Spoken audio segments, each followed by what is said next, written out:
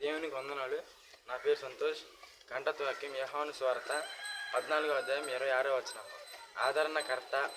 ఆదరణకర్త అనగా తండ్రి నా నామము పంపబో పరిశుద్ధాత్మ సమస్తము మీకు బోధించి నేను మీతో చెప్పిన సంగతులన్నీ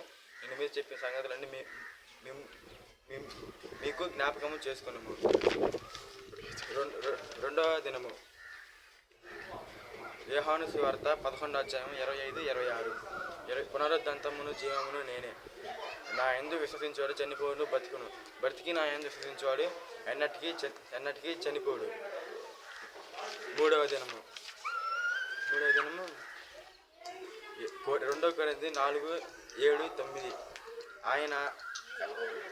ఆయన బాలాధిక్యము మూల్యమైనది కాగా దేవుని ఎందినట్లు మట్టి ఘటనలో ఈ ఐశ్వర్యము కలదు. ఎటు పోయినా శ్రమ పడుతున్నా ఇంకా పడవారిని కాము. అపాయములో నిన్ను కేవలము ఉపయములు లేనివారు కాము. తరుమబడుచున్న దిక్కులేని వారము, పడద్రోయబడిన నశించు వారము కాను. 4వ దినము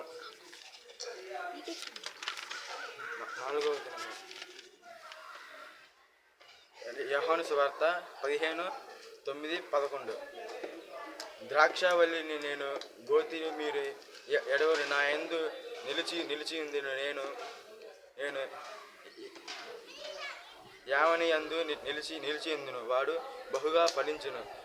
నాకు వేరుగా ఉండి మీరేమీ చేయలేరు. తండ్రి నన్ను ఏలుగా ప్రేమించను.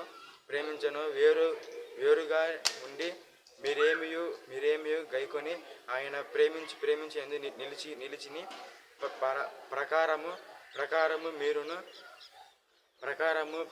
మీరును నా సంతోషించు ఉండవలెను. మీ సంతోషము పరిపూర్ణము కావాలని ఈ సంగతులు మీతో చెప్పును. 5వ దినము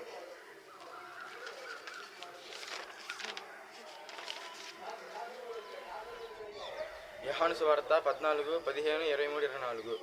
మీరు నన్ను ప్రేమించిన ఎడల నా ఆజ్ఞను గైకొనుచున్నాను. 6వ దినము